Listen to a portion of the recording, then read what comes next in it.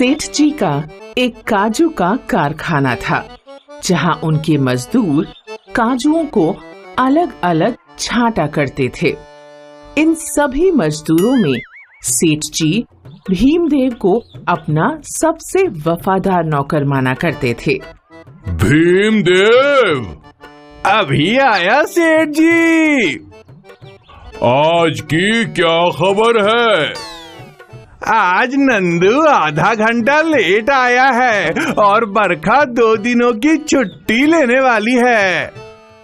ठीक है, जाओ अपना काम करो। दिन के अंत में सेठ जी सभी नौकरों को उनकी मजदूरी दे दिया करते थे। क्यों नंदो, आज आधे घंटे लेट क्यों आए?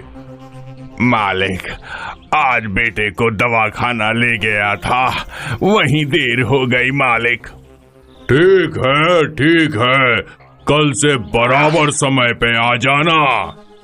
क्यों बरखा, तुमने बताया नहीं कि तुम 2 दिन की छुट्टी पे जा रही हो? अब मालिक, अभी बोलने ही जा रही थी। ऐसे अगर छुट्टी चाहिए तो 4-5 दिन पहले बोल दिया करो। वैसे छुट्टी का क्या कारण है? मालिक, मेरी बहन की शादी है तो मायके जा रही हूँ। अब बहन की शादी के लिए कैसे मना कर सकता हूँ? जाओ, अगली बार याद रखो कि 4-5 दिन पहले ही बता देना। जी मालिक। सेठ जी भीमदेव से हमेशा खुश रहते, क्योंकि भीमदेव सेठ जी को मजदूरों की हर बात बताया करता था। इसलिए सेठ जी को भीमदेव पर बहुत भरोसा था। भीमदेव, आज से मैं जल्दी जाऊंगा। तुम रोज गोदाम बंद करके चाबियां मेरे घर पहुंचा देना। जी सेठ जी। लेकिन भीमदेव ने इस विश्वास को एक मौका समझा अपने सपने पूरे करने का। उसने गोदाम बंद करते वक्त कुछ काजुओं की पोटली चुरा ली और फिर बाजार में एक दुकान में काजू बेच दिए। अगले कई दिन तक गोदाम बंद करते वक्त काजू चुराता था और बाजार में बेचा करता था। सेठ जी को इसकी कोई खबर नहीं थी और वो अभी भी भीमदेव की चिकनी चुपड़ी बातों पर भरोसा कर लिया करते थे। एक दिन भीमदेव को काजू चुराकर दुकान में बेचते वक्त दूसरे नौकर कन्हैया ने देख लिया। वो सीधा सेठ जी के घर पहुंचा। सेठ जी, क्या हुआ? वो भीमदेव गोदाम से काजू चुराकर दुकान में बेच रहा था। ऐसे कैसे हो सकता है? जरूर तुम्हें कोई गलतफहमी हुई थी।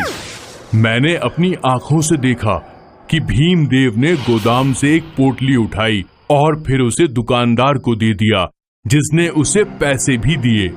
हो सकता है कि उसकी पोटली में कुछ और हो। मैं तो ये मान भी नहीं सकता कि भीमदेव चोरी कर सकता है। जैसी आपकी मर्जी, मैंने जो देखा बता दिया, बाकी आप जाने। अगले दिन सेठ जी गोदाम गए और उन्होंने भीमदेव से पूछा, कल मैंने तुम्हें दुकानदार को कुछ देते हुए देखा। अच्छा, वो क्या है कि मेरी पत्नी पापड़ बनाती है ना, तो वही मैं पोटली में दुकानदार को बेचने गया था। अच्छा। भीमदेव की बात सुनकर सेठ जी का भीमदेव पर का विश्वास और गहरा हो गया और फिर कई दिनों तक ये सिलसिला चलता रहा। भीमदेव रोज काजुओं की चोरी किया करता था और दुकानदार को बेचा भी करता था। कुछ महीनों बाद एक दिन भीमदेव काम पर नहीं आया। क्या बात है, आज भीमदेव नहीं आया? शायद बीमार होगा। मैं खुद ही आज उसे देख आता हूँ। सेठ जी भीमदेव के घर की ओर निकले और उन्होंने देखा कि भीमदेव एक बड़ी दुकान खोलकर बैठा है। सेठ जी को आता देख, आइए आइए आइए सेठ जी, मैं आपको ही न्योता देने वाला था। मेरे नए व्यापार का ये मेरी दुकान है। क्या? आप तो जानते ही हैं सेठ जी, नौकरी करके घर संभालना कितना मुश्किल है, इसीलिए मैंने अपना नया व्यवसाय शुरू किया है आपके पैसों से। धोखेबाज, तूने मुझे लूटा। मेरी ही गोदाम से काजू चुरा चुरा कर तूने ये दुकान खोली है ना? हाँ सेठ जी, मैं और कर भी क्या सकता था। और मैं बेवकूफ तेरी हर बात पर आंख मूंद कर विश्वास किया करता था। अब आप आ ही गए हैं तो नाश्ता वाश्ता करके ही जाइएगा। सेठ जी गुस्से में तमतमाते हुए वहां से चले गए। लेकिन आज सेठ जी ने एक बात समझ ली कि हमेशा चापलूसों से दूर रहना चाहिए।